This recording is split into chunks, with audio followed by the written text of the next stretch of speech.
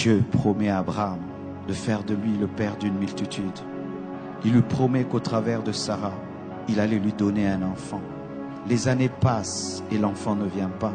Sarah pousse Abraham vers Agar et ils ont un enfant, Ismaël, qui n'était pas le fils de la promesse. Et Dieu vient corriger cela.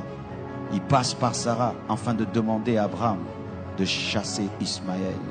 Ismaël est le symbole de la volonté permissive, de quelque chose que tu as fait parce que tu étais impatient, d'une relation dans laquelle tu es parce que tu as forcé dans la chair, d'une chose que tu trimbales dans ta vie mais tu sais que ce n'est pas le plan parfait de Dieu. Et Dieu t'a toujours dit d'ôter cette chose de ta vie. Et certains, ils attendent le soir pour enlever Ismaël de leur vie, alors que c'est le matin. Il y a quelque chose dans ta vie qui n'est pas la volonté de Dieu. C'est Ismaël. Dans des moments charnels où tu avais perdu ta vie de prière, ton intimité avec Dieu et ta foi, tu as fait des alliances, tu as engendré des choses, tu as commencé des choses, mais tu te rends compte quand tu deviens spirituel que ce n'était pas le plan de Dieu. Et Dieu te dit d'enlever Ismaël, et c'est le matin. Ismaël peut être même un ministère que tu as commencé, mais ce n'était pas le plan de Dieu. Ismaël, ça peut être un fiancé avec lequel tu es, mais ce n'est pas le plan de Dieu. Ismaël, ça peut être une affaire dans laquelle tu es, mais ce n'est pas le plan de Dieu. Ismaël, ça peut même être une maison dans laquelle tu habites, mais ce n'est pas la volonté parfaite de Dieu. Ismaël est un enfant, mais n'est pas la promesse. Quand tu as Ismaël dans ta vie, plus tôt tu te débarrasses de lui, plus tôt Isaac grandira, car la présence d'Ismaël met mal à l'aise Isaac. Qui est Ismaël dans ta vie? Un amoureux de Dieu ne tarde pas d'enlever Ismaël. Tôt le matin, il enlève Ismaël. Quand tu te rends compte dans ta vie que ce que tu pensais être le plan parfait de Dieu n'est pas le plan parfait de Dieu, tu peux dire à un fiancé: je pensais que tu étais l'homme de ma vie, mais Dieu m'a dit que moi, je serai une grande servante de Dieu. Je ne peux pas épouser un païen.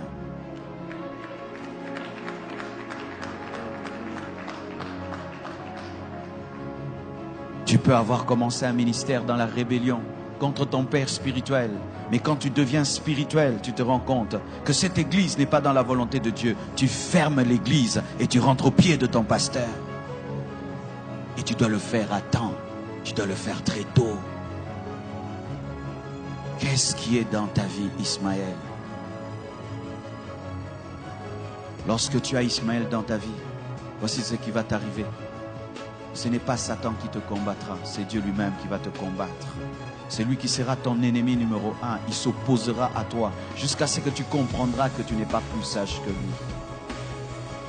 Enlevez vos Ismaël très tôt. Ne dis pas: je vais le faire dans 1 mois, dans 2 mois, dans 3 mois. Le plan de Dieu va prendre du retard dans ta vie. Je vous assure, mes frères et sœurs, il y a des choses qui prennent 10 ans dans nos vies, alors que ça devait prendre 1 semaine.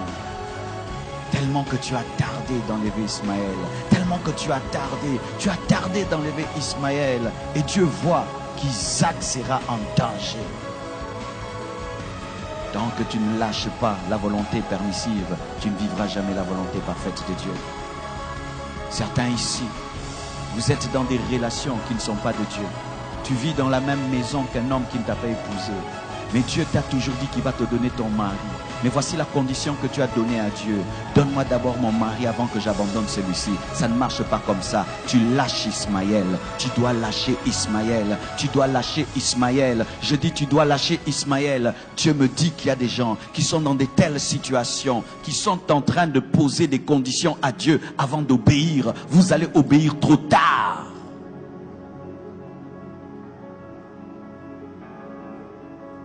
Le Seigneur te dit que les affaires que tu fais, ce sont des mauvaises affaires. Tu es en train de gagner ta vie, mais dans le vol. Tu gagnes ta vie dans la magouille. Et il te dit d'arrêter ce travail. Mais tu poses cette condition: Seigneur, tu me donnes d'abord un bon travail et alors j'abandonnerai le mauvais. Non, tu abandonnes le mauvais d'abord et le plan de Dieu s'accomplira.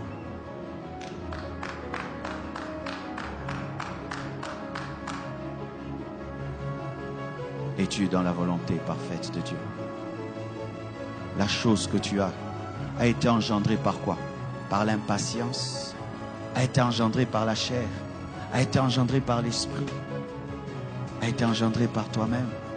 Tu as forcé les choses. Et voilà que tu as Ismaël entre tes mains. Un enfant problématique. Jusqu'aujourd'hui, Ismaël est un problème pour Abraham. Ismaël a engendré tous ces gens qui bombardent le monde et qui créent des guerres dans le monde entier. Faites très attention. Obéissez à temps. Vous savez, mes frères et sœurs, lorsqu'une maladie est au début, on peut la soigner très tôt. Mais si tu la laisses grandir, tu peux vivre une amputation. Plus tôt tu obéiras à Dieu, plus tôt Dieu te guérira. Et si tu fais 10 ans, 20 ans, 30 ans avec Ismaël, il fera partie de ta vie. Et le jour que Dieu va l'enlever, une partie de toi sortira. C'est lorsque des gens arrivent jusqu'à avoir des enfants avec un mari d'autrui, des enfants qui ont grandi. Et là maintenant, l'Esprit de Dieu te dit de te séparer. Mais vous voyez le déchirement que ça cause. Ce n'est pas seulement que tu te sépares d'un homme, mais il y a des enfants. Pourquoi? Tu as tardé d'enlever Ismaël de ta vie.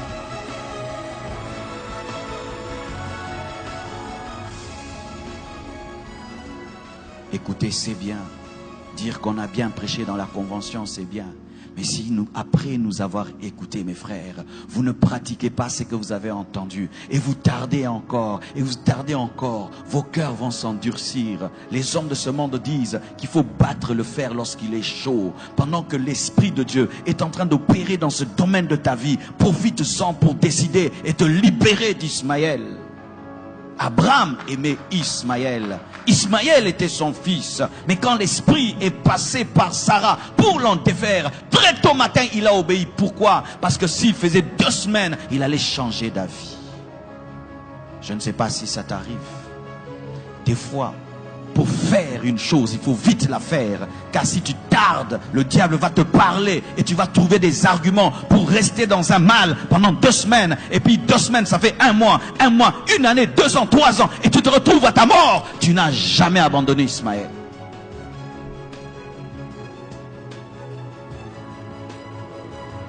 Même si tu vas laisser Ismaël dans le désert en pleurant, pleure, mais laisse-le dans le désert. Même si tu vas te séparer de cette fille en pleurant, pleure, mais laisse-la dans le désert. Même si tu vas sortir de cette relation en pleurant, pleure, mais laisse ça dans le désert, parce que Jésus ne vient pas par Ismaël, Jésus vient par Isaac, Jésus vient par Isaac. La promesse n'est pas faite à Ismaël, elle est faite à Isaac. Et tu es en train de t'attacher à ce qui ne t'engendrera rien du tout. Certains même, vous êtes dans des églises qui sont des Ismaël. Tu es allé dans une église par colère, tu es allé dans une église par rébellion, tu es allé dans une église par impatience. Et là-bas, tu es en train de mourir spirituellement, tu es en train de mourir en toi-même. Et le Seigneur te parle et il te dit, ce n'est pas l'endroit, mais tu as déjà une responsabilité, tu as déjà des postes, tu as des ceci, de cela, et tu te regardes que tu perdras cela. Tout ce qu'on t'a donné là-bas comme titre, c'est Ismaël, car des fois, le diable encourage la rébellion en faisant qu'on t'élève dans la rébellion.